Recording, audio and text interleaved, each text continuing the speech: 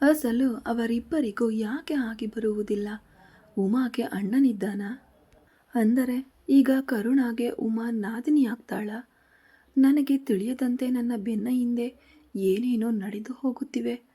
ಉಮಾ ತನ್ನ ಮಗಳನ್ನು ಅಣ್ಣನ ಮಗನಿಗೆ ಕೊಡಬೇಕು ಅಂದುಕೊಂಡಿದ್ದಾಳೆ. ಅದು ಹೇಗೆ ಸಾಧ್ಯ? ಅದಕ್ಕೆ ಕರುಣ ಒಪ್ಪಬೇಕಲ್ಲವೇ? ಅಸಲು ಈಗ ಕಿರಣ್ ಈ ಹರ್ಷನನ್ನು ಹೇಗೆ ಕ್ಷಮಿಸಿದ? ನಿನ್ನೆಯವರೆಗೂ ಅವನ ಹೆಸರು ಕೇಳಿದರೆ ಸಾಕು ಬೆಂಕಿಯುಗುಳುತ್ತಿದ್ದವನು ಇಂದು ಶಾಂತವಾಗಿದ್ದಾನಲ್ಲ. ಇದೆಲ್ಲ ಆ ಉಮಾ ಪ್ಲ್ಯಾನ್ ಆಗಿರಬಹುದು. ನೋಡಲು ಏನು ತಿಳಿಯದ ಮುಗ್ದೆ ಹೂವಿನಂತೆ ಇರ್ತಾಳೆ, ಆದರೆ ಮಹಾ ಬುದ್ಧಿವಂತೆ. ಕುಳಿತಲ್ಲೇ ದಾಳ ಉರುಳಿಸಿ ತನ್ನ ಆಟ ಆಡಬಲ್ಲ ಸಮರ್ಥಳು ಎಂದು ನನಗೆ ಈಗೀಗ ಅರ್ಥವಾಗುತ್ತಿದೆ. ನಾನು ಎಷ್ಟೇ ಚಾಣಕ್ಷತನದಿಂದ ಪಾಸುಗಳನ್ನು ಎಸೆದು ಮಧುವನ್ನು ಮನೆಯಿಂದ ಹೊರ ಹಾಕಿಸಿದರೆ ಇವಳು ಅದಕ್ಕಿಂತ ಬುದ್ಧಿವಂತಿಕೆಯಿಂದ ಮದುವೆ ಮಾಡಿಸಿ ಶಾಶ್ವತವಾಗಿ ನಾದಿನಿ ಮಗಳನ್ನು ಮನೆಯಲ್ಲೇ ಸೆಟಲ್ ಆಗುವಂತೆ ಮಾಡಿದ್ದಾಳೆ. ಆಗಲೇ ನಾನು ಅರ್ಥ ಮಾಡಿಕೊಳ್ಳಬೇಕಿತ್ತು. ನನ್ನದು ಮಣ್ಣಿನ ಬುದ್ಧಿ ಎಂದು ತನ್ನ ಕೆನ್ನೆಗೆ ತಾನೇ ಹೊಡೆದುಕೊಳ್ಳುತ್ತಾ ಇನ್ನಿಷ್ಟು ದಿನ ನಾನೇ ಬುದ್ಧಿವಂತೆ ಎಂಬ ಭ್ರಮೆಯಲ್ಲಿದ್ದೆ. ಆದರೆ ಉಮಾ ಕೆನ್ನೆಗೆ ಬಾರಿಸಿದಂತೆ ತಾನು ಅಂದುಕೊಂಡಿದ್ದನ್ನೆಲ್ಲ ಮಾಡಿ ತೋರಿಸಿದಳು. ಅಸಲು ಉಮಾ ಅಂದರೆ ಯಾರೆಂದು ತಿಳಿಯುವಷ್ಟರಲ್ಲಿ ಅರ್ಧ ಜೀವನವೇ ಮುಗಿದು ಹೋಯಿತು. ಮೇಲೆ ಕಾಣುವ ಉಮಾ ನಿಜವಾದ ಉಮಾವೇ ಅಲ್ಲ. ಅವಳ ಮೆದುಳು ಪಾದರಸದಂತೆ. ಎದುರಾಳಿ 10 ಹೆಜ್ಜೆಗಳ ನಂತರ ಎಂತಹ ವ್ಯೂಹ ರಚಿಸುತ್ತಾನೆ ಎಂಬುದನ್ನು ಮೊದಲು ಹಂತದಲ್ಲೇ ಪತ್ತೆ ಹಚ್ಚಿ ಆಟ ಶುರು ಮಾಡ್ತಾಳೆ. ಯಾಕೆ ಆಡುವುದಿಲ್ಲ? ಒಂದು ಕಡೆ ಗಂಡ ಮಗನ ಬೆಂಬಲವಿದ್ದರೆ ಅದಕ್ಕಿಂತ 10 ಪಟ್ಟು ಬಲವಾದ ತಂದೆ ಇದ್ದಾನೆ. ಇನ್ನು ಯಾವ ಆಟ ಬೇಕಾದರೂ ಆಡ್ತಾಳೆ. ಆದರೂ ನನಗೆ ಅರ್ಥವಾಗದ ವಿಷಯವೇನೆಂದರೆ, ಮಾತನಾಡಿದರೂ ಮಾತನಾಡದಿದ್ದರೂ ಇದುವರೆಗೆ ಅಪ್ಪನ ಆಸ್ತಿಯನ್ನೆಲ್ಲ ತನ್ನದೇ ಅಂದುಕೊಂಡಿದ್ದಳು. ಈಗ ಅದನ್ನು ಹಂಚಿಕೊಳ್ಳುವವರು ಇದ್ದಾರೆ ಎಂದು ತಿಳಿದ ತಕ್ಷಣ ಸೋದರಳಿಯನಿಗೆ ಮಗಳನ್ನು ಕೊಟ್ಟು ಅಳಿಯನನ್ನಾಗಿ ಮಾಡಿಕೊಂಡು ಮತ್ತೆಲ್ಲವನ್ನು ತನ್ನ ಹಿಡಿತದಲ್ಲೇ ಇಟ್ಟುಕೊಳ್ಳಲು ನೋಡ್ತಿದ್ದಾಳೆ. ಇವೆಲ್ಲ ಸರಿ, ಮಧ್ಯದಲ್ಲಿ ಕಿರಣ್ನ ಮೇಲೆಯೂ ಯಾಕೆ ಗಮನ ಕೊಡ್ತಿದ್ದಾಳೆ? ಅಂದರೆ ಯಾವುದೋ ಒಂದು ದಿನ ಯಾವುದಕ್ಕಾದರೂ ಕೆಲಸಕ್ಕೆ ಬರ್ತಾನೆ ಅಂದ್ಕೊಂಡಿದ್ದಾಳಾ? ಅಥವಾ ಬೇರೆ ಏನಾದರೂ ಕಾರಣವಿದೆಯಾ? ಏನೇ ಆಗಲಿ, ಈ ಉಮಾವನ್ನು ನಂಬಾರ್ದು. ಅವಳು ಯಾವಾಗ ಏನು ಮಾಡ್ತಾಳೆ ಎಂದು ಅರ್ಥ ಮಾಡಿಕೊಳ್ಳುವುದು ತುಂಬ ಕಷ್ಟ. ಈಗಾಗಲೇ ಬಹಳ ತಡವಾಗಿದೆ. ಈ ಉಮಾ ಮತ್ತು ಕರುಣಾಳ ವ್ಯವಹಾರವೇನೆಂದು ಕಂಡುಹಿಡಿದು ಆ ಬೆಂಕಿಯಲ್ಲಿ ಪೆಟ್ರೋಲ್ ಹಾಕಿ, ಛೇ ಆ ಪಾಪ ನನಗ್ಯಾಕೆ, ಸ್ವಲ್ಪ ತುಪ್ಪ ಸುರಿಯುತ್ತೇನೆ ಅಷ್ಟೆ ಎಂದು ಮನಸ್ಸಿನಲ್ಲಿ ಅಂದುಕೊಂಡಳು ಕಾವೇರಿ. ರಿಹಾನ್ ತುಂಬ ಒಳ್ಳೆಯವನು ಮಾವಯ್ಯ, ನಮ್ಮ ಶ್ರಾವ್ಯನನ್ನು ಚೆನ್ನಾಗಿ ನೋಡ್ಕೊಳ್ತಾನೆ ಎಂದಳು ಮಧು. ಆ ಮಾತು ಕೇಳಿದ ತಕ್ಷಣ ಕಿರಣ್ ತಲೆ ಎತ್ತಿ ಮಧು ಕಡೆ ನೋಡಿ, ಬೆಕ್ಕಿಗೆ ಇಲಿ ಸಾಕ್ಷಿ ಅಂದರೆ ಇದೇ ಇರಬೇಕು. ಹೆಣ್ಣು ಕೊಡುವಾಗ ಆ ಕಡೆ 7 ತಲೆಮಾರು ಈ ಕಡೆ 7 ತಲೆಮಾರು ನೋಡಿ ಕೊಡಬೇಕು ಎನ್ನುತ್ತಾರೆ. ಹಾಗೆಯೇ ಮನೆಗೆ ತರುವ ಸೊಸೆಯನ್ನು ಕೂಡ ಹಾಗೆಯೇ ನೋಡಬೇಕು ಎನ್ನುತ್ತಾರೆ. ಯಾಕೆ ಗೊತ್ತಾ? ಮದುವೆಯಾಗುವವನು ಒಬ್ಬ ಒಳ್ಳೆಯವನಾದರೆ ಸಾಲದು. ಅತ್ತೆ ಮಾವ ನಾದಿನಿ ಭಾವ ಮೈದುನ ಎಲ್ಲರೂ ಚೆನ್ನಾಗಿದ್ದರೆ ಮಾತ್ರ ಮನೆಗೆ ಹೋದ ಸೊಸೆ ಸುಖವಾಗಿರುತ್ತಾಳೆ. ಇಲ್ಲದಿದ್ದರೆ ದಿನವೂ ಕಣ್ಣೀರಿನಲ್ಲೇ ಕಳೆಯಬೇಕಾಗುತ್ತದೆ ಎಂದನು ಕಿರಣ್. ಮಗನ ಮಾತುಗಳಿಂದ ಹರ್ಷನಿಗೆ ಬೆಟ್ಟದಷ್ಟು ಬಲ ಬಂದಂತಾಯಿತು. ಅಮ್ಮಯ್ಯ, ಕಿರಣ್ಗೆ ಈ ಮದುವೆ ಇಷ್ಟವಿಲ್ಲ ಎಂದಂತಾಯಿತು. ಇದು ಸಾಕು. ಉಮಾ ಚೌಧರಿ ಬಹಳ ಹಾರಾಡುತ್ತಿದ್ರಲ್ಲ, ಈಗ ನೋಡು ನನ್ನ ಮಗ ಏನೆನ್ನುತ್ತಿದ್ದಾನೆ ಎಂದು. ಹಬ್ಬ, ನೀನು ಈಗ ಇಲ್ಲಿ ಈ ಮಾತುಗಳನ್ನು ಕೇಳಿಸಿಕೊಂಡಿದ್ದರೆ ನಿನ್ನ ಮುಖದ ಹಾವಭಾವ ನೋಡಿ ನನ್ನ ಮನಸ್ಸಿಗೆ ಎಷ್ಟು ಹಾಯ್ ಎನ್ನಿಸುತ್ತಿತ್ತೋ ಎಂದು ಹರ್ಷ ಮನಸ್ಸಿನಲ್ಲಿ ಅಂದುಕೊಂಡನು. ಕಟ್ಟಿಕೊಂಡವನ ಪ್ರೀತಿ ಎಲ್ಲ ನೋವುಗಳನ್ನು ಮರೆಸುತ್ತದೆ ರಾವಣ್ ಎಂದಳು ಮಧು. ಶಟ್ ಯುವರ್ ಮೌತ್ ರ್ಯಾಬಿಟ್ ಎಂದು ಸೀರಿಯಸ್ ಆಗಿ ಹೇಳುತ್ತಾ, ಇದೇನು ಬೊಂಬೆಗಳ ಮದುವೆ ಅಲ್ಲ. 4 ದಿನ ನೋಡಿ ಇಷ್ಟವಾಗದಿದ್ದರೆ ಪಕ್ಕಕ್ಕೆ ಸರಿಯಲು. ಧನಂಜಯ್ ಅಮ್ಮನಿಗೆ ಅಣ್ಣನೇ ಇರಬಹುದು, ತಾತನಿಗೆ ಮಗನೇ ಇರಬಹುದು. ಆದರೆ ಅವನು ಮಾಡಿದ್ದನ್ನು ನಾನು ಅಷ್ಟು ಸುಲಭವಾಗಿ ಮರೆಯುವುದಿಲ್ಲ. ಯಾಕೆಂದರೆ ನಾನೇನು ದೇವರಲ್ಲ, ಒಬ್ಬ ಸಾಮಾನ್ಯ ಮನುಷ್ಯ. ಒಪ್ಪಿಕೊಳ್ತೇನೆ, ಆ ಆಕ್ಸಿಡೆಂಟ್ನಲ್ಲಿ ನಿಮ್ಮ ಅಣ್ಣನ ಸಾವಿನಲ್ಲಿ ನಮ್ಮ ತಂದೆ ಈ ಸ್ಥಿತಿಯಲ್ಲಿ ಇರುವುದಕ್ಕೆ ಡ್ರೈವರ್ ಅಂಕಲ್ ಕೋಮಾಕ್ಕೆ ಹೋಗಲು ಅವನಿಗೆ ನೇರ ಸಂಬಂಧವಿಲ್ಲದಿರಬಹುದು. ಆದರೆ ಇದೆಲ್ಲವನ್ನು ಶುರು ಮಾಡಿದ್ದು ಅವನೇ. ಇಷ್ಟು ದಿನಗಳ ನನ್ನ ಎದೆಯ ನೋವಿಗೆ, ಇಷ್ಟು ಜನರ ಕಣ್ಣೀರಿಗೆ ಕಾರಣವಾದವರನ್ನು ಸಡನ್ನಾಗಿ ಸಂಬಂಧಿಕ ಎಂದುಕೊಂಡು ಮದುವೆ ಮಾಡಿಕೊಳ್ಳುವುದು ನನಗೆ ಇಷ್ಟವಿಲ್ಲ. ಅದರಲ್ಲೂ ಅವನ ಹೆಂಡತಿಗೆ ಉಮಾ ಅಮ್ಮನ ಕಂಡರೆ ಆಗುವುದಿಲ್ಲ. ಅಂದಮೇಲೆ ಅವಳು ಎಂತಹವಳು ಎಂದು ಊಹಿಸಿಕೊ. ಅಂತಹ ಅತ್ತೆ ಮಾವ ಇರುವ ಮನೆಗೆ ಸೊಸೆಯಾಗಿ ಹೋಗಿ ಶ್ರಾವ್ಯ ಸಂತೋಷವಾಗಿ ಸುಖವಾಗಿ ಹೇಗೆ ಇರ್ತಾಳೆ? ನಾನಂತೂ ಈ ಮದುವೆಗೆ ಸತ್ತರೂ ಒಪ್ಪುವುದಿಲ್ಲ. ಅದೇ ಶ್ರಾವ್ಯ ಜಾಗದಲ್ಲಿ ಕಾವ್ಯ ಇದ್ದಿದ್ದರೆ ನಾನು ಈಗಾಗಲೇ ರಿಹಾನ್ಗೆ ಖಡಕ್ ಆಗಿ ಹೇಳಿಬಿಡ್ತಿದ್ದೆ ಎಂದನು ಕಿರಣ್. ಈಗಲೂ ಹೇಳು ಮಗನೇ, ನಿನ್ನನ್ನು ಬೇಡ ಎಂದವರು ಯಾರು? ಅಸಲು ಯಾರು ಬೇಡ ಅನ್ನುತ್ತಾರೋ ನಾನು ನೋಡೋಣ. ನಿಮ್ಮ ಅಮ್ಮನಿಗೆ ತಾತನಿಗೆ ಹೆದರ್ತಿದ್ದೀಯೋ ಏನೋ? ಅಸ್ತಿತ್ವಕ್ಕೆ ಹೆದರಬೇಡ, ಅವರು ನಮ್ಮನ್ನು ಏನೂ ಮಾಡಲಾರರು ಎಂದನು ಹರ್ಷ. ನನಗೆ ಅಮ್ಮನಾಗಲಿ ತಾತನಾಗಲಿ ಭಯವಿಲ್ಲ, ಅವರು ಬೇಸರ ಮಾಡಿಕೊಳ್ತಾರೆ ಎಂಬ ಸಂಕಟವಷ್ಟೇ ಎಂದನು ಕಿರಣ್. ಬೇಸರವೂ ಇಲ್ಲ, ಮಣ್ಣೂ ಇಲ್ಲ.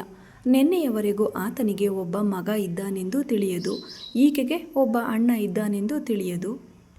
ಸಡನ್ನಾಗಿ ಇಷ್ಟೊಂದು ಪ್ರೀತಿ ಎಲ್ಲಿಂದ ಬರುತ್ತದೆ ಎಂದನು ಹರ್ಷ. ಬರುತ್ತದೆ ಮಾವಯ್ಯ, ರಕ್ತ ಸಂಬಂಧ ಎಂದರೆ ಅದೇ. ರಕ್ತಕ್ಕೆ ಅಷ್ಟು ಬಲವಿದೆ. ಅದಕ್ಕಾಗಿ ಈ ಸೃಷ್ಟಿಯಲ್ಲಿ ಇನ್ನೂ ಆತ್ಮೀಯತೆ ಅನುಬಂಧಗಳು ಉಳಿದಿವೆ. ಯಾವುದೋ ಒಂದು ದಿನ ಆ ರಕ್ತ ಧನಂಜಯ್ ಮೇಲೆ ಕೂಡ ತನ್ನ ಪ್ರಭಾವ ತೋರಿಸುತ್ತೆ. ನೀವು ಮತ್ತು ರಾವಣ್ ಇಷ್ಟು ಭಯಪಡ್ತಿದ್ದೀರಿ, ಆದರೆ ಶ್ರಾವ್ಯ ಅವನ ಸ್ವಂತ ಸೋದರ ಸೊಸೆ ಎನ್ನುವುದನ್ನು ಮರ್ತಿದ್ದೀರಿ. ಹತ್ತಿರದವರನ್ನು ನೋಯಿಸುವುದು ಅಷ್ಟು ಸುಲಭವಲ್ಲ ಮಾವಯ್ಯ ಅಂದಳು ಮಧು. ಇಷ್ಟೆಲ್ಲ ಮಾಡಿದರೂ ಉಮಾ ಅತ್ತೆಯವರಿಗಾಗಲಿ ತಾತನಿಗಾಗಲಿ ಆದಿಭಾವ ಅಥವಾ ಶ್ರಾವ್ಯನಿಗಾಗಲಿ ಯಾವುದೇ ತೊಂದರೆ ಕೊಟ್ಟಿಲ್ಲ. ಇದರಿಂದಲೇ ತಿಳಿಯುತ್ತಿಲ್ಲವೇ ಈಗಾಗಲೇ ಅವರ ಮೇಲೆ ಪ್ರೀತಿ ಇದೆ ಎಂದು. ಆದರೆ ಅವರಲ್ಲಿರುವ ಕೋಪ ದ್ವೇಷ ಆ ಪ್ರೀತಿಯನ್ನು ಅದು ಮಿಟ್ಟಿದೆ. ಯಾವುದೋ ಒಂದು ದಿನ ಸಂಬಂಧ ತನ್ನ ಬಲ ತೋರಿಸುತ್ತದೆ. ಅಂದು ಅವನಲ್ಲಿನ ಪ್ರೀತಿ ಲಾವದಂತೆ ಉಕ್ಕಿ ಈಗಿರುವ ಕೋಪವನ್ನು ನಾಶ ಮಾಡೇ ಮಾಡುತ್ತದೆ. ನೀವೇ ಆಲೋಚಿಸಿ, ಇಷ್ಟು ಬಲ ನೆಟ್ವರ್ಕ್ ಇರುವವನಿಗೆ ಏನು ಬೇಕಾದರೂ ಮಾಡಬಲ್ಲ ಸಮರ್ಥನಿಗೆ ಇದುವರೆಗೆ ನಿಮ್ಮನ್ನು ಏನು ಮಾಡಲು ಬಾರದೆ ಸುಮ್ಮನಿದ್ದಾನಲ್ಲವೇ ಎಂದು ಕೇಳುತ್ತಾ, ರಾವಣ್ ಕೋಪದಲ್ಲಿದ್ದಾನೆ ಮಾವಯ್ಯ, ತನ್ನವರಿಗೆ ಅನ್ಯಾಯವಾಯಿತು ಎಂಬ ನೋವಿನಲ್ಲಿದ್ದಾನೆ. ನೀವು ದೊಡ್ಡವರು, ಒಂದ್ಸಲ ಇದರ ಬಗ್ಗೆ ಚೆನ್ನಾಗಿ ಆಲೋಚಿಸಿ ನಿರ್ಧಾರ ತೆಗೆದುಕೊಳ್ಳಿ. ಇಷ್ಟು ದಿನದ ನಂತರ ಸಿಕ್ಕ ತಂದೆಯನ್ನು ಅವನು ಹೇಗೆ ಬಿಟ್ಕೊಡ್ತಾನೆ? ಅಮ್ಮನನ್ನು ನೋಯಿಸಿದರೆ ಚೌಧರಿ ತಾತನಿಗೆ ಕೋಪ ಬರುತ್ತದೆ ಎಂದು ಅವನಿಗೆ ತಿಳಿದಿಲ್ಲವೇ? ನಾದಿನಿಗಾಗಿ ಅಲ್ಲದಿದ್ದರೂ ಮಾವನ ಶಕ್ತಿ ಏನು ಎಂದು ಅವನಿಗೆ ಗೊತ್ತು. ಅವರ ಮಗಳ ಮಕ್ಕಳಿಗೆ ಏನಾದರೂ ತೊಂದರೆ ಕೊಟ್ಟರೆ ಅವರು ಏನು ಮಾಡುತ್ತಾರೆಂಬ ಭಯಕ್ಕಾದರೂ ಶ್ರಾವ್ಯನಿಗೆ ಯಾವುದೇ ನಷ್ಟ ಮಾಡುವುದಿಲ್ಲ ಮಾವಯ್ಯ. ಇನ್ನು 4 ಮಾತುಗಳನ್ನು ಆಡುವುದು ಅಂದಿರಾ? ಯಾವ ಮನೆಯಲ್ಲಿ ಅತ್ತೆ ಸೊಸೆಯರ ಜಗಳ ಇರುವುದಿಲ್ಲ ಹೇಳಿ ಎಂದಳು ಮಧು. ಆ ಮಾತುಗಳನ್ನು ಕೇಳಿ ಹರ್ಷ ಆಲೋಚನೆಯಲ್ಲಿ ಮುಳುಗಿದನು. ಕಿರಣ್ ಮಧು ಕಡೆ ನೋಡುತ್ತಾ, ನೀನು ಹೇಳುತ್ತಿರುವ ಅದೇ ರಕ್ತವೇ ನಿನ್ನೆ ಬಾಯಿಗೆ ಬಂದಂತೆ ಬೈದಿದ್ದು. ಹಾಗೆ ಯಾವ ಅಣ್ಣ ಕೂಡ ತಂಗಿಯನ್ನು ಬೈದಿದ್ದನ್ನು ನಾನು ನೋಡಿಲ್ಲ ಎಂದನು ಕಿರಣ್. ಅದಕ್ಕೆ ಅಲ್ವಾ ರಾವಣ್ ತಾತ ಕೆನ್ನೆಗೆ ಬಾರಿಸಿದ್ದು? ಆವೇಶದಲ್ಲಿ ಮನುಷ್ಯ ಏನೇನೋ ಅಂತಾನೆ. ಅವುಗಳನ್ನು ಹಿಡಿದುಕೊಂಡು ಸಂಬಂಧಗಳನ್ನು ಕಳೆದುಕೊಳ್ಳುತ್ತಾ ಹೋದರೆ ಕೊನೆಗೆ ಏಕಾಂಗಿಯಾಗಿರಬೇಕಾಗುತ್ತೆ ರಾವಣ್. ಯಾಕೆ ನೀನು ಮಾತ್ರ ನನ್ನನ್ನು ಎಷ್ಟು ಮಾತುಗಳನ್ನಾಡಿಲ್ಲ? ಸುರಿಯುವ ಮಳೆಯಲ್ಲಿ ನನ್ನನ್ನು ಪಶುವಿನಂತೆ ಎಳೆದುಕೊಂಡು ಹೋಗಿ ಗೇಟ್ ಹೊರಗೆ ಹಾಕಿದ್ದೆ ನೆನಪಿದೆಯಾ ಅಥವಾ ಮರೆತಿದ್ದೀಯಾ ಎಂದು ಕಿರಣ್ ಕಡೆಗೆ ತೀಕ್ಷ್ಣವಾಗಿ ನೋಡುತ್ತಾ, ನಿನಗೆ ಮಾತ್ರ ಕೋಪ ಆವೇಶ ಬರುತ್ತವೆಯೇ? ಎದುರಿಗಿರುವವರು ಮನುಷ್ಯರಲ್ಲವೇ? ಅವರಿಗೆ ಫೀಲಿಂಗ್ಸ್ ಇರುವುದಿಲ್ಲವೇ? ನೀನು ನಿನ್ನ ಕೋಪವನ್ನು ಹೀಗೆ ತೋರಿಸಿದೆ, ಅವರು ಹಾಗೆ 4 ಮಾತುಗಳನ್ನು ಆಡಿ ತೋರಿಸಿದರು. ಅಷ್ಟೇ ಹೊರತು ಬೇರೆ ಏನೂ ಇಲ್ಲ. ನಾನು ನಿನ್ನನ್ನು ಕ್ಷಮಿಸಿ ನೀನೇ ಬೇಕೆಂದು ಮದುವೆ ಆಗಲಿಲ್ಲವೇ? ಅದು ನನ್ನ ಪ್ರೀತಿ. ಹಾಗೆಯೇ ಅತ್ತೆ ಕೂಡ ತನ್ನ ಅಣ್ಣನನ್ನು ಕ್ಷಮಿಸಿ ಸೋದರಳಿಯನಿಗೆ ಮಗಳನ್ನು ಕೊಟ್ಟು ತನ್ನ ಸಂಬಂಧವನ್ನು ಇನ್ನೂ ಬಲಪಡಿಸಿಕೊಳ್ಳಬೇಕು ಎಂದುಕೊಳ್ತಿದ್ದಾರೆ. ಅದು ಅತ್ತೆಯ ಪ್ರೀತಿ. ನಾನು ನಿನ್ನನ್ನು ಕ್ಷಮಿಸಿ ಮದುವೆಯಾಗುವುದು ನಿನ್ನ ದೃಷ್ಟಿಯಲ್ಲಿ ತಪ್ಪಲ್ಲದಿದ್ದಾಗ ಅತ್ತೆಯ ನಿರ್ಧಾರ ಮಾತ್ರ ಹೇಗೆ ತಪ್ಪಾಗುತ್ತದೆ ಎಂದು ಕಿರಣ್ ಕಣ್ಣನ್ನು ನೇರವಾಗಿ ನೋಡಿ ಕೇಳಿದಳು ಮಧು. ಆ ಮಾತು ಕೇಳಿದ ತಕ್ಷಣ ಒಮ್ಮೆಲೆ ಕುರ್ಚಿಯಿಂದ ಎದ್ದು ಮಧು ಕಡೆಗೆ ಕೋಪದಿಂದ ನೋಡುತ್ತಾ, ಅಂದರೆ ಅವನು ನಾನು ಒಂದೇ ಅನ್ನುತ್ತಿದ್ದೀಯಾ ಎಂದನು ಕಿರಣ್. ಹೌದು ರಾವಣ್ ಎಂದು ಅತ್ಯಂತ ಧೈರ್ಯದಿಂದ ಹೇಳಿದಳು ಮಧು.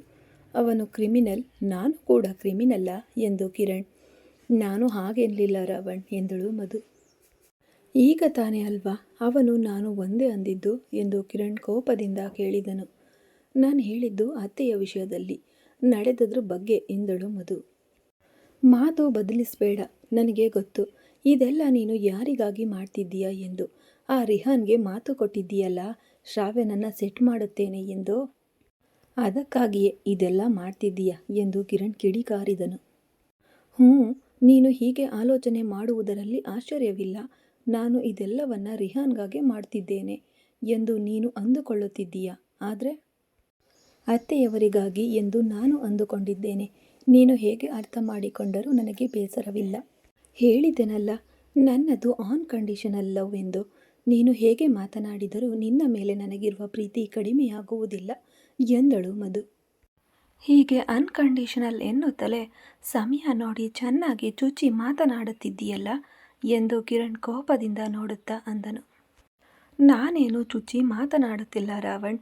ಮನುಷ್ಯರು, ಅವರ ಬೇರೆ ಬೇರೆ ಮನಸ್ಥಿತಿಗಳು ಮತ್ತು ಅವರ ಪರಿಸ್ಥಿತಿಗಳ ಬಗ್ಗೆ ನಿನಗೆ ಅರ್ಥ ಮಾಡಿಸುತ್ತಿದ್ದೇನೆ. ಅದಕ್ಕೆ ಒಂದು ಉದಾಹರಣೆ ತೋರಿಸಿದೆ ಅಷ್ಟೇ ಎಂದಳು ಮಧು. ಓಹೋ, ನಾನು ಮೇಡಮ್ ಫಿಸಿಯೋಥೆರಪಿ ಮಾಡಿದ್ದಾರೆ ಅಂದುಕೊಂಡಿದ್ದೆ. ಆದರೆ ತಾವು ಸೈಕಾಲಜಿಯಲ್ಲೂ ಡಿಗ್ರಿ ಇದೆ ಎಂದು ನನಗೆ ಇದುವರೆಗೆ ತಿಳಿಯೇ ಇರಲಿಲ್ವಲ್ಲ ಎಂದು ಕಿರಣ್ ವ್ಯಂಗ್ಯವಾಗಿ ನುಡಿದನು. ಇನ್ನು ಸಾಕು, ನಿಲ್ಲಿಸಿ. ನೀವಿಬ್ಬರು ಯಾಕೆ ಜಗಳವಾಡ್ತಿದ್ದೀರಿ? ಹಿರಿಯರಿದ್ದಾರೆ ಅಲ್ವಾ, ಅವರು ಕುಳಿತು ಮಾತನಾಡಿ ಯಾವುದು ಒಳ್ಳೆಯದೋ ಅದನ್ನೇ ಮಾಡ್ತಾರೆ. ಮೊದಲು ನೀವು ಊಟ ಮಾಡಿ ಎಂದು ಜಗದಾಂಬ ಗದರಿಸಿದಳು. ನನಗೆ ಹಸಿವಿಲ್ಲ ಎಂದು ಕೈ ತೊಳೆದುಕೊಂಡು ಹೊರಟು ಹೋಗೋಣ ಅಂದುಕೊಂಡ ಕಿರಣ್ ಹರ್ಷನನ್ನು ಊಟಕ್ಕೆ ಕರೆದು ಹಾಗೆ ಹೋಗುವುದು ಸರಿಯಲ್ಲ ಎಂದು ಅಲ್ಲಿಯೇ ಉಳಿದುಕೊಂಡನು. ಕಿರಣ್ ಊಟವನ್ನು ಸುಮ್ಮನೆ ಕೆಣಕುತ್ತಿದ್ದಾನೆಯೇ ಹೊರತು ತಿನ್ನುತ್ತಿಲ್ಲ ಎನ್ನುವುದನ್ನು ಗಮನಿಸಿದ ಮಧು, ಓ ಗಾಡ್, ಈ ರಾವಣ್ಗೆ ಮತ್ತೆ ಹುಚ್ಚು ಹಿಡಿದಂತಿದೆ. ಅಸಲು ನಾನೀಗ ಏನು ಹೇಳಿದೆ ಅಂತ? ಆತ ಕೂಡ ಬದಲಾಗುವ ಅವಕಾಶವಿದೆ. ಅತ್ತೆಗಾಗಿ ಒಂದು ಚಾನ್ಸ್ ಕೊಡಿ ಎಂದು ಅಷ್ಟೇ ಕೇಳಿದೆ ಅಲ್ವಾ? ಪ್ಲೀಸ್ ರಾವಣ್, ಧನಂಜಯ್ ನಿನ್ನ ಸ್ವಂತ ಸೋದರ ಮಾವ, ರಿಹಾನ್ ನಿನ್ನ ಸ್ವಂತ ಭಾವ. ನಿನ್ನ ಕೋಪ ಮತ್ತು ಆವೇಶದಲ್ಲಿ ಅತ್ತೆಗೆ ತನ್ನವರನ್ನು ದೂರ ಮಾಡಬೇಡ. ರಿಹಾನ್ನಿಂದ ಶ್ರಾವ್ಯನನ್ನು ದೂರ ಮಾಡಬೇಡ. ಅವನು ಸಂಕಟಪಟ್ಟರೆ ನನಗೆ ನೋಡಲು ಆಗುವುದಿಲ್ಲ. ಹಾಗೆಯೇ ನೀನು ಹೀಗೆ ಮತ್ತೆ ನನ್ನ ಮೇಲೆ ಕಿಡಿಕಾರುತ್ತಿರುವುದು ಕೂಡ ಕಷ್ಟವಾಗುತ್ತಿದೆ ರಾವಣ್. ನಿನ್ನನ್ನು ನೋಯಿಸಬೇಕೆಂದು ನಾನು ಹಳೇದನ್ನು ನೆನಪಿಸಲಿಲ್ಲ. ನೀನು ಮತ್ತೆ ತಪ್ಪು ನಿರ್ಧಾರಗಳನ್ನು ತೆಗೆದುಕೊಳ್ಬಾರ್ದು ಎಂಬ ಎಚ್ಚರಿಕೆಯಿಂದ ನೆನಪಿಸಿದೆ ಅಷ್ಟೇ. ಇಲ್ಲದಿದ್ದರೆ ನಿನ್ನನ್ನು ನಾನೇಕೆ ನೋಯಿಸುತ್ತೇನೆ? ನೀನು ಸಂಕಟಪಟ್ಟರೆ ನನಗೂ ಅಷ್ಟೇ ನೋವಾಗುತ್ತದೆ ಅಲ್ವಾ ಎಂದು ಮನಸ್ಸಿನಲ್ಲಿ ಅಂದುಕೊಳ್ತಾಳೆ ಮಧು. ಮಧುಗೆ ಕೂಡ ರಿಹಾನ್ ಎಂದರೆ ತುಂಬ ಇಷ್ಟ ಎಂದು ತಿಳಿದುಕೊಂಡು ಧನಂಜಯ್ ಬಗ್ಗೆ ಅವಳು ಹೇಳಿದ ಮಾತುಗಳನ್ನು ಕೇಳಿ ಕೈ ತೊಳೆಯುತ್ತಾ ಹರ್ಷ, ಓಕೆ, ನಾನು ಕೂಡ ಮಾತನಾಡುತ್ತೇನೆ ಎಂದು ಕಿರಣ್ ಕಡೆ ನೋಡಿ ಹೇಳಿದನು. ನನಗೆ ಗೊತ್ತು, ಅವನು ಕೂಡ ಖಂಡಿತ ಬೇಡ ಎನ್ನುತ್ತಾನೆ ಎಂದನು ಕಿರಣ್. ನೋಡೋಣ, ಅವರ ಅಮ್ಮ ಒಪ್ಪಿಸುತ್ತಾಳೋ ಏನೋ. ಅವನು ಚಿಕ್ಕಂದಿನಿಂದಲೂ ಅಮ್ಮನ ಮಗ ಅಲ್ವಾ? ನಿಮ್ಮ ಅಮ್ಮನಿಗೆ ಚೆನ್ನಾಗಿ ಗೊತ್ತು ಅವನನ್ನು ಹೇಗೆ ತಣ್ಣಗಾಗಿಸಿ ಒಪ್ಪಿಸಬೇಕು ಎಂದು. ನೀನು ಮಧುವನ್ನು ಅಂತಿದ್ದೀಯಾ, ಆದರೆ ಸೈಕಾಲಜಿಯಲ್ಲಿ ಡಾಕ್ಟರ್ ಡಿಗ್ರಿ ಪಡೆದಿರುವ ನಿಮ್ಮ ಅಮ್ಮ ದಿ ಗ್ರೇಟ್ ಉಮಾ ಚೌಧರಿ ಎಂದು ಹರ್ಷ ಹೀಯಾಳಿಸಿದನು. ಮಾವಯ್ಯ, ನೀವು ಅತ್ತೆಯ ಮೇಲೆ ಸೈಡರ್ ಹಾಕುವುದನ್ನು ನಿಲ್ಲಿಸಿ. ಅವಳು ಉಮಾ ಚೌಧರಿ ಅಲ್ಲ, ಮಿಸಸ್ ಹರ್ಷವರ್ಧನ್ ಎನ್ನುವುದನ್ನು ನೀವು ಮರೆತಿದ್ದೀರಿ. ಇವೆಲ್ಲವೂ ಅತ್ತೆಗೆ ಗೊತ್ತಾದರೆ ಸಾಕು, ನೀವು ಮತ್ತೆ ಹಾಸ್ಪಿಟಲ್ಗೆ ಹೋಗಬೇಕಾಗುತ್ತದೆ ಎಂದಳು ಮಧು. ಆ ಮಾತು ಕೇಳಿ ಅಶೋಕ್ ಕಡೆ ತಿರುಗಿ ಹರ್ಷ, ಇದಕ್ಕೆ ನೋಡಪ್ಪ, ಸೋದರ ಸೊಸೆಯನ್ನು ಸೊಸೆಯಾಗಿ ಮಾಡಿಕೊಳ್ಬಾರ್ದು. ಮಾವನ ಮೇಲೆ ಗೌರವನೇ ಇರುವುದಿಲ್ಲ ಎಂದನು ಹರ್ಷ. ಆಗ ಮಧು ಹರ್ಷನ ಹತ್ತಿರ ಬಂದು ಕುತ್ತಿಗೆಗೆ ಕೈ ಹಾಕಿ ತಬ್ಬಿಕೊಂಡು, ಗೌರವ ಇಲ್ಲದಿದ್ದರೂ ಪ್ರೀತಿ ಸಾಕಷ್ಟಿದೆ ಮಾವಯ್ಯ. ಆ ಪ್ರೀತಿಯಿಂದಲೇ ತನ್ನ ಮಾವ ಎಲ್ಲಿ ತೊಂದರೆಗೆ ಸಿಲುಕುತ್ತಾರೋ ಎಂಬ ಆತಂಕದಲ್ಲಿ ಕಾಪಾಡಲು ನೋಡ್ತಿದ್ದಾಳೆ ಎಂದಳು. ಹರ್ಷ ಮಧುವಿನ ಕೈಗಳನ್ನು ಮೆಲ್ಲಗೆ ನೆವರಿಸುತ್ತಾ, ಓ, ಹಾಗಾದರೆ ನನ್ನನ್ನು ನಿಮ್ಮ ಅತ್ತೆಯಿಂದ ಕಾಪಾಡ್ತಿದ್ದೀಯಾ ಅಂದಾಗಾಯ್ತು ಎಂದನು. ಹೌದು, ಮತ್ತೆ ಅತ್ತೆ ಕೂಲಾಗಿದ್ದರೆ ಮಾತ್ರ ಮನೆ ಪ್ರಶಾಂತವಾಗಿರೋದು, ಇಲ್ಲದಿದ್ದರೆ ಮನೆ ನರಕದಂತಾಗುತ್ತದೆ. ಪ್ರಶಾಂತವಾಗಿರುವ ಮನೆಯನ್ನು ಯಾಕೆ ನರಕ ಮಾಡಿಕೊಳ್ಬೇಕು? ಅದರಲ್ಲೂ ಈ ನಡುವೆ ನಿನ್ನ ಆರೋಗ್ಯ ಸರಿಯಿಲ್ಲ ಅಂದಮೇಲೆ ಮತ್ತೆ ರಿಸ್ಕ್ ಬೇಕಾ?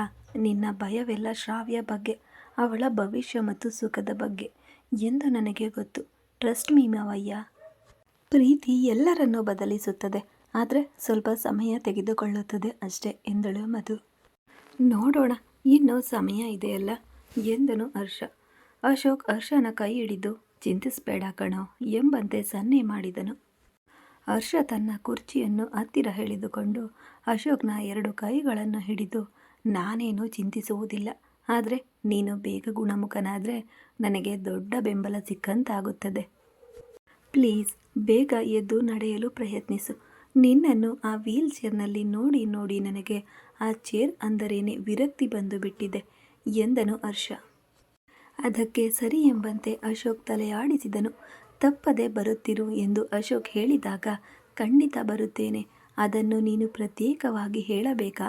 ಟೇಕ್ ಕೇರ್ ಎಂದು ಮಧು ಕಡೆ ನೋಡಿ, ಇವನನ್ನು ಬೇಗ ಎದ್ದು ಓಡಾಡುವಂತೆ ಮಾಡು ಮಧು, ನಿನ್ನ ಈ ಉಪಕಾರವನ್ನು ಈ ಜನ್ಮದಲ್ಲಿ ಮರೆಯುವುದಿಲ್ಲ ಮಗಳೇ ಎಂದು ಅವಳ ತಲೆ ಸವರುತ್ತಾ ಹರ್ಷ ಹೇಳಿದರು. ಮಾವಯ್ಯ ಬೇಗನೆ ಗುಣಮುಖರಾಗ್ತಾರೆ, ನೀನು ಚಿಂತಿಸಬೇಡ ಮಾವಯ್ಯ ಎಂದಳು ಮಧು. ಸರಿ ಮಗಳೇ, ನಾನು ಹೊರಡುತ್ತೇನೆ ಎಂದು ಅಶೋಕ್ ಮತ್ತು ಜಗದಾಂಬಾಗೆ ಹೇಳಿ ಬಾಲು ಕಡೆ ನೋಡಿ, ಏನ್ ಬಾಲು, ಮದುವೆ ಯಾವಾಗ ಎಂದು ನಗುತ್ತಾ ಕೇಳಿದನು. ಅದಕ್ಕೆ ಬಾಲು ನಾಚಿಕೊಳ್ಳುತ್ತಾ, ಮೊದಲು ನಮ್ಮ ತಂಗಿ ಮದುವೆ ಆಗಬೇಕಲ್ಲ ಸರ್ ಎಂದನು. ಹಾಗಾದರೆ ಬೇಗ ತಂಗಿ ಮದುವೆ ಮಾಡಿಸು ಎಂದು ನಕ್ಕು ಎಲ್ಲರಿಗೂ ಬಾಯ್ ಹೇಳಿ ಹರ್ಷ ಹೊರಬಂದನು.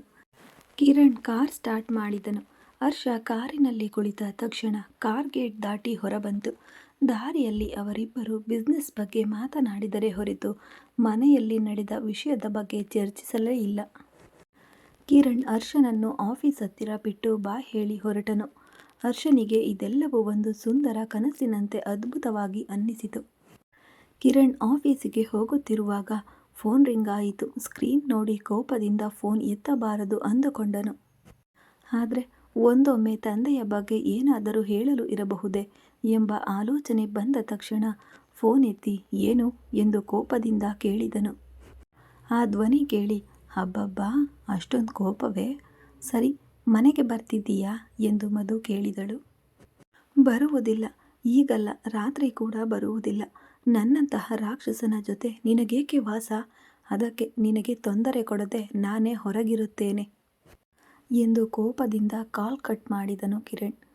ಬಪ್ಪರೆ ಮಗನೇ, ಮತ್ತೆ ಹಳೆಯ ರಾವಣ್ ಬಂದೇ ಬಿಟ್ಟಿದ್ದಾನೆ ಎಂದು ಮನಸ್ಸಿನಲ್ಲಿ ಅಂದುಕೊಂಡ ಮಧು, ಕಿರಣ್ ಏನೂ ತಿಂದಿಲ್ಲ ಎಂಬ ಚಿಂತೆಯಿಂದ ಮಧ್ಯಾಹ್ನದ ಊಟವನ್ನು ಬುತ್ತಿ ಕಟ್ಟಿ ಬಾಲು ಮೂಲಕ ಕಳುಹಿಸೋಣ ಅಂದುಕೊಂಡಳು. ಆದರೆ ಇವನು ಈ ಕೋಪದಲ್ಲಿ ತಿನ್ನುತ್ತಾನೋ ಇಲ್ಲವೋ, ನಾನೇ ಹೋಗಿ ಕೊಟ್ಟರೆ ಈ ಭೂಕಂಪ ಸ್ವಲ್ಪ ಶಾಂತವಾಗಬಹುದು ಎಂದು ತಾನೇ ಬುತ್ತಿ ಹಿಡಿದು ಕಿರಣ್ ಆಫೀಸಿಗೆ ಹೋದಳು. ಅಲ್ಲಿ ಆಫೀಸ್ನಿಂದ ಹೊರಬರುತ್ತಿದ್ದ ಜೂಲಿಯನ್ನು ನೋಡಿ ಒಂದು ಪುಟ್ಟ ನಗು ಬೀರಿ ಮಧು ಕಿರಣ್ ರೂಮಿನ ಬಾಗಿಲ ತೆರೆದು ಒಳಗೆ ಹೋದಳು. ತಲೆ ಎತ್ತಿ ಮಧುವನ್ನು ನೋಡಿದ ಕಿರಣ್, ಒಳಗೆ ಬರುವ ಮುಂಚೆ ಪರ್ಮಿಷನ್ ಕೇಳಬೇಕು ಎಂಬ ಕಾಮನ್ ಸೆನ್ಸ್ ಕೂಡ ಇಲ್ವಾ ಎಂದು ಕೇಳಿದನು.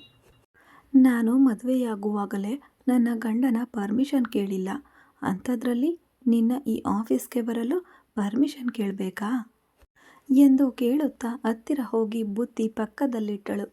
ಕಿರಣ್ ಹತ್ತಿರ ಹೋಗಲು ಯತ್ನಿಸಿದಾಗ ಕಿರಣ್ ಕೈ ಎತ್ತಿ ಅಲ್ಲಿಯೇ ನಿಲ್ಲುವಂತೆ ಸನ್ನೆ ಮಾಡಿದನು. ಮಧು 1 ನಿಮಿಷ ನಿಂತು, ನನ್ನ ಮೇಲಿರುವ ಕೋಪವನ್ನು ಊಟದ ಮೇಲೆ ಯಾಕೆ ತೋರಿಸ್ತಿದ್ದೀಯಾ ರಾವಣ್? ನಿನಗೆ ನನ್ನ ಮುಖ ನೋಡುವುದು ಇಷ್ಟವಿಲ್ಲದಿದ್ದರೆ ನಾನು ಹೊರಗೆ ಕಾಯುತ್ತೇನೆ. ನಿನ್ನ PA ಜೂಲಿಯನ್ನ ಕರೆದು ಬಡಿಸಲು ಹೇಳು ಎಂದಳು. ನನಗೇನೂ ಬೇಡ, ಇದನ್ನು ತೆಗೆದುಕೊಂಡು ಹೋಗು ಎಂದನು ಕಿರಣ್. ಮಧು ಅಲ್ಲಿಂದ ಮುಂದೆ ಬಂದು, ವಾಪಸ್ ಕಳುಹಿಸುವುದಕ್ಕ ಇಷ್ಟು ಪ್ರೀತಿಯಿಂದ ತಂದಿದ್ದು? ನನ್ನ ಮೇಲೆ ಕೋಪವಿದ್ದರೆ ಒಂದು ಕಪಾಳ ಮೋಕ್ಷ ಮಾಡು, ಅಷ್ಟೇ ಹೊರತು ಪುಟ್ಟ ಮಗುವಿನಂತೆ ಹೀಗೆ ಅನ್ನದ ಮೇಲೆ ಮುನಿಸಿಕೊಳ್ಬೇಡ ಎಂದು ಕಿರಣ್ ಕೈ ಹಿಡಿದಳು. ಕಿರಣ್ ಅವಳ ಕೈ ಬಿಡಿಸಿಕೊಂಡು, ನೀನು ಇಲ್ಲಿಂದ ಹೋಗುತ್ತಿದ್ದೀಯೋ ಅಥವಾ ಬಲವಂತವಾಗಿ ಕಳುಹಿಸಬೇಕೋ ಎಂದು ಕುರ್ಚಿಯಿಂದ ಎದ್ದು ನಿಂತನು. ಬಲವಂತವಾಗಿ ಅಂದರೆ ನೀನೇ ನನ್ನನ್ನು ಹೊರಗೆ ಹಾಕುತ್ತೀಯಾ ಅಥವಾ ಸೆಕ್ಯೂರಿಟಿಯನ್ನು ಕರೆಯುತ್ತೀಯಾ? ಎಂದು ಕಿರಣ್ ಕುತ್ತಿಗೆಗೆ ಕೈ ಹಾಕಿ ತಬ್ಬಿಕೊಂಡು ಅವನ ಕಣ್ಣನ್ನು ನೋಡುತ್ತಾ ಕೇಳಿದಳು ಮಧು. ಕಿರಣ್ ಅವಳ ಕೈಗಳನ್ನು ಬಿಡಿಸಿಕೊಳ್ಳುತ್ತಾ, ಅಮ್ಮ, ನಾನು ಮತ್ತೆ ನಿನ್ನನ್ನು ಹೊರಗೆ ಬಿಟ್ಟರೆ ಇದನ್ನು ಒಂದು ನೆಪವಾಗಿ ತೋರಿಸಿ ನೀನು ಒಬ್ಬ ವಿಲನ್ ಎನ್ನಲಿಕ್ಕಾ? ನಿನ್ನ ಬುದ್ಧಿವಂತಿಕೆಯನ್ನು ನನ್ನ ಹತ್ತಿರ ತೋರಿಸ್ಬೇಡ ಕಣೆ ಎಂದನು ಕಿರಣ್. ಕಿರಣ್ ಬಿಡಿಸಿಕೊಳ್ಳುತ್ತಿದ್ದ ಪ್ರತಿ ಬಾರಿಯೂ ಮಧು ಇನ್ನೂ ಗಟ್ಟಿಯಾಗಿ ತಬ್ಬಿಕೊಳ್ಳುತ್ತಾ, ಸಾರಿ ಪ್ಲೀಸ್ ಊಟ ಮಾಡು ರಾವಣ್ ಎಂದು ಬಡಿದುಕೊಂಡಳು. ಬೇಡ ಅಂದೆ ಅಲ್ವಾ? ಹೀಗೆ ಯಾರೂ ಇಲ್ಲದಿದ್ದಾಗ ಸಾರಿ ಪ್ಲೀಸ್ ಎಂದು ಮುದ್ದು ಮುದ್ದಾಗಿ ಮಾತನಾಡುವುದು, ಎಲ್ಲರ ಮುಂದೆ ನನ್ನನ್ನು ಒಬ್ಬ ರಾಕ್ಷಸನಂತೆ ತೋರಿಸಿ ನೀನು ಒಬ್ಬ ಅಬಲೆ ಎಂಬಂತೆ ಬಿಲ್ಡಪ್ ಕೊಡುವುದು, ಇವೆಲ್ಲ ಬೇಕಾ ನನಗೆ ಎಂದು ಕೋಪದಿಂದ ಅಂದನು ಕಿರಣ್. ಎಲ್ಲರ ಮುಂದೆ ನಿನ್ನನ್ನು ಯಾಕೆ ಕೀಳಾಗಿ ಮಾತನಾಡುತ್ತೇನೆ Ravan? I love you so much ಎಂದು ಕಿರಣ್ ಎದೆಯ ಮೇಲೆ ತಲೆಯಿಟ್ಟು, ಪ್ಲೀಸ್ ಊಟ ಮಾಡು ಎಂದು ಕಣ್ಣೀರು ಹಾಕಿದಳು.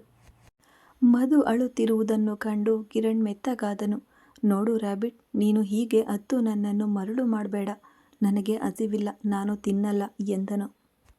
ನಾನೇನು ಮರಳು ಮಾಡುತ್ತಿಲ್ಲ ಎಂದು ಕಣ್ಣು ಒರೆಸಿಕೊಳ್ಳುತ್ತಾ, ಅವೇ ಬಂದು ಬಿಡುತ್ತವೆ, ನಾನೇನು ಮಾಡಲಿ ಎಂದು ಮುಗ್ಧವಾಗಿ ಕೇಳಿದಳು. ಅವೆಲ್ಲ ನನಗೆ ಗೊತ್ತಿಲ್ಲ, ಮೊದಲು ನೀನು ಇಲ್ಲಿಂದ ಹೋಗು ಎಂದನು ಕಿರಣ್. ನಾನು ಹೋಗಲ್ಲ, ಇಲ್ಲಿಯೇ ಇರುತ್ತೇನೆ, ಸಾಯುವವರೆಗೂ ನಿನ್ನ ಜೊತೆಯೇ ಇರುತ್ತೇನೆ, ಏನು ಮಾಡಿಕೊಳ್ಳುತ್ತೀಯೋ ಮಾಡಿಕೊ, ಆದರೂ ಯಾಕೆ ತಿನ್ನಲ್ಲ ಎಂದು ಬುತ್ತಿ ತೆರೆದು ತಾನೇ ತುತ್ತು ಕಲಸಿ ಕಿರಣ್ ಬಾಯಿಯ ಹತ್ತಿರ ತಂದಳು. ಬೇಡ ಅಂದೆನಲ್ಲ ಅಂದನು ಕಿರಣ್. ನೀನು ತಿನ್ನದಿದ್ದರೆ ನಾನು ತಿನ್ನುವುದಿಲ್ಲ, ಬೆಳಿಗ್ಗೆಯಿಂದ ನಾನು ಟಿಫನ್ ಕೂಡ ಮಾಡಿಲ್ಲ, ತಲೆ ಸುತ್ತುತ್ತಿದೆ, ಹಸಿವಾಗುತ್ತಿದೆ ಎಂದು ಹೇಳುತ್ತಾ ಭುಜದಿಂದ ಕಣ್ಣೀರು ಒರೆಸಿಕೊಳ್ಳುತ್ತಿದ್ದಳು. ಅದನ್ನು ನೋಡಿ ಕಿರಣ್ ಒಮ್ಮೆಲೆ ಅವಳನ್ನು ಹತ್ತಿರ ಕೆಳೆದುಕೊಂಡನು. I am so sorry rabbit, I am so sorry ಎಂದು ಕೆನ್ನೆಯ ಮೇಲಿನ ಕಣ್ಣೀರು ಒರೆಸಿದನು. ಮಧು ಪ್ಲೇಟ್ ಟೇಬಲ್ ಮೇಲಿಟ್ಟು ಇನ್ನೂ ಜೋರಾಗಿ ಅಳುತ್ತಾ ಕಿರಣ್ ಎದೆಗೆ ವಾಲಿ ಅಪ್ಪಿಕೊಂಡಳು. ಕಿರಣ್ ಅವಳನ್ನು ಗಟ್ಟಿಯಾಗಿ ಅಪ್ಪಿಕೊಳ್ಳುತ್ತಾ, ನನ್ನನ್ನು ಬೈದು ನೀನು ಯಾಕೆ ಅಳ್ತಿದ್ದೀಯೆ ಹುಡುಗಿ ಎಂದು ಅವಳ ತಲೆಯ ಮೇಲೆ ಮುತ್ತಿಟ್ಟನು. ಮುಂದುವರಿಯುವುದು ಮುಂದಿನ ಭಾಗದಲ್ಲಿ.